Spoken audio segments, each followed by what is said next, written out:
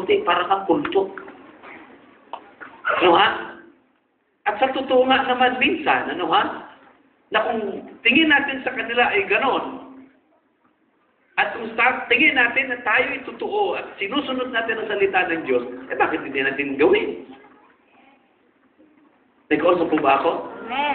Sino po dito sa inyo na mayroon siyang panglinggong damit lang talaga? Pang-Sunday service lang. Meron siyang panglinggong damit. Yung damit na yan, hindi niya pwedeng gamitin ng ibang araw o ng ibang okasyon. Para kay Lord lang yan. Taas nga ang kamay. Wow. Amen? Pero kung pipili man lang din kayo ng kulay, pagkalinggo, hindi kumuha na kayo ng kulay puti. Para talaga amen? The best din yun. Kung yung mga kulto, alam natin, nagsusot ng puti, hindi tayo mga anak, mas talagang papakita natin, kakaiba yung ating damit. Kanya nga minsan, pagka nakikita ko si Benny Hinn, I like the color of American dress ni Benny Hinn. Speaks not only anointing, but speaks only the glory and the power of God. Iba talaga yun. Amen? Ulitin nga natin yung verse 14, sabay-sabay. The armies of heaven dressed in the finest of pure white linen. Ngayong araw na ito, these are the heaven's armies. Lalakad ka, nagpapahayag ka, ipapakita mo ang kaluwalhatian ng Diyos, ipapahayag mo ang pangalan ng Panginoon, ipapakita mo sa buong mundo, sa lahat ng mga tao, anak ka ng Diyos.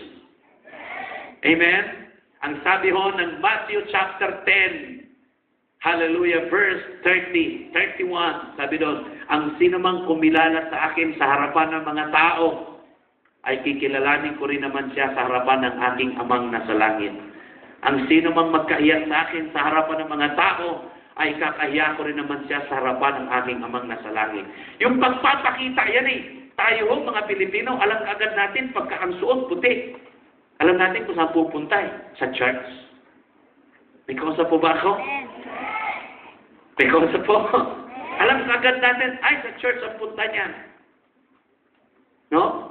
Noon pa man talaga, gano'n na Nalala ko yung mga tiyahin ko, pag pupunta sa church, naku, puting-puti. Hanggang doon sa pinaka-belo, hanggang sa pinaka-baba. Nagkakamali lang talaga minsan ng suot ng kulay. Pagka may patay, lahat nakaitim. Ewan ko ba? No? Pero kahapon tuwan-tuwa ako doon sa nakita ko buong pamilya. Yung kanilang, yung pong kahapon po meron tayong pastor na nandun na sa piling ng Lord. Lahat ng pamilya, buong pamilya nakaway.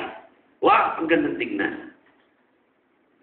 Hindi nagluluksa, kundi alam nilang siya ay nasa piling ng Panginoon, kasama ng Panginoon, at nagre-rejoice kasama si Lord.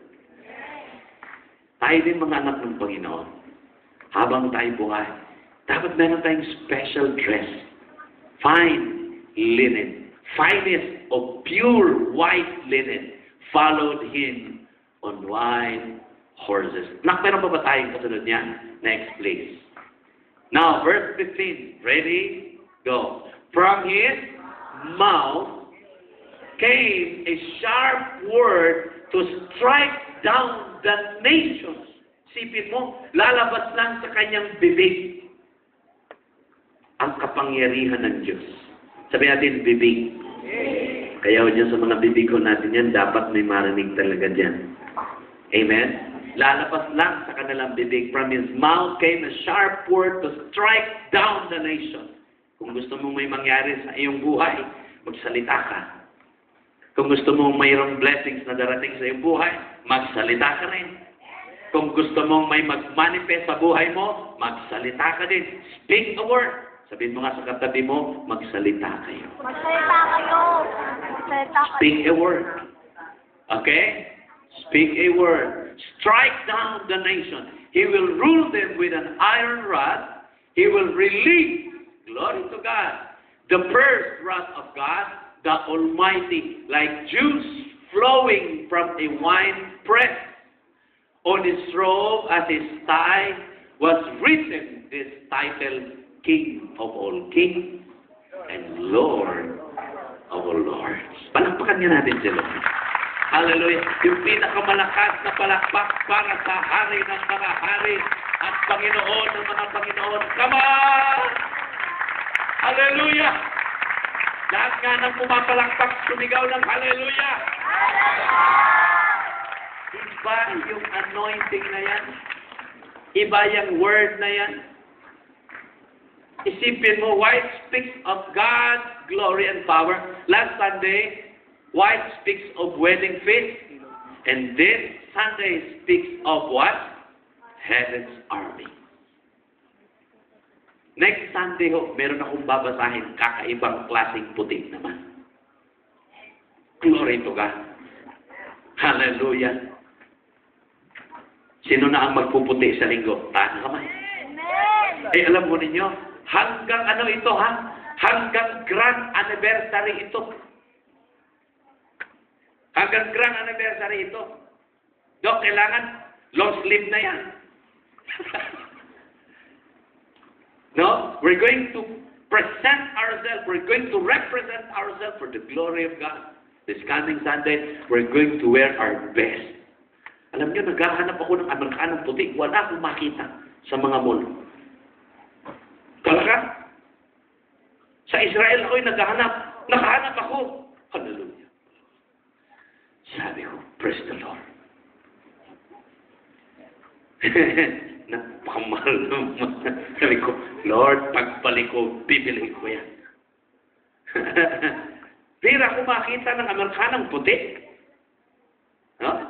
Kung kayo may Amerikanong puti na makita, sabihin nyo sa akin,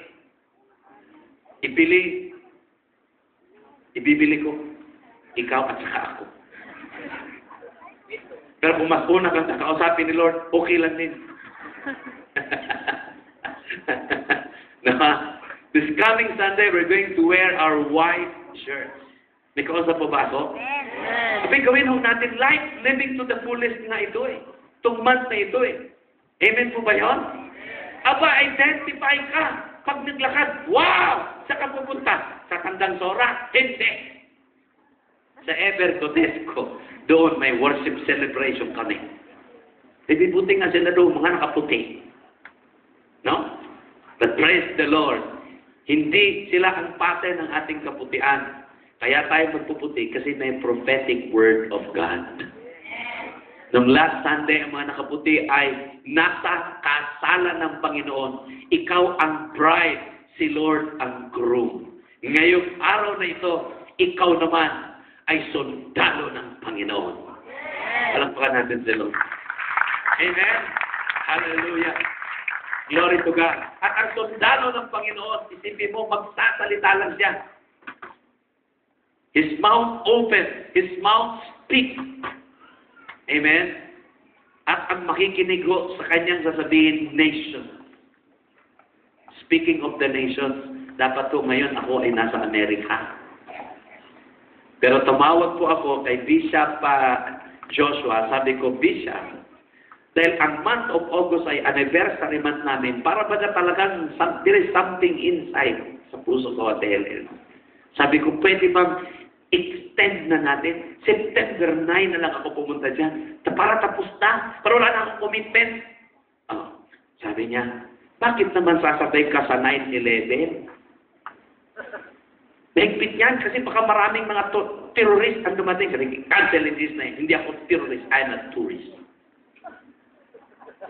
With a mission heart. Pupunta ako dyan. Amen? Kasi yung prophetic ito, ayaw ko pa kung bakit. Kung ang 9/11 bumagsak, sa mga believer, ang 9/11, aangat ang buhay. Magandang prophetic na lecture yun. Amen? Kaya ang ginawa ko, ay may nag-sit dito noong Sunday, ay binili ko na ng ticket. Oo, may ticket na ako. All the way. Meron akong nag-bless sa akin ng ticket, ho ba? Nalalawin yung kinikwento ko. Sagot na yung San Francisco, Manila, San Francisco. Noong Sunday, blessing talaga. May mga nag-seat, di meron na akong San Francisco, New York. Kaya bless na bless talaga. Amen? Palakpakan natin si Lord. Amen? Yung pagpapaning na lang natin doon. Hallelujah. At lahat ng mga nagtanim, lahat ng mga nagsit sa mission, God bless you.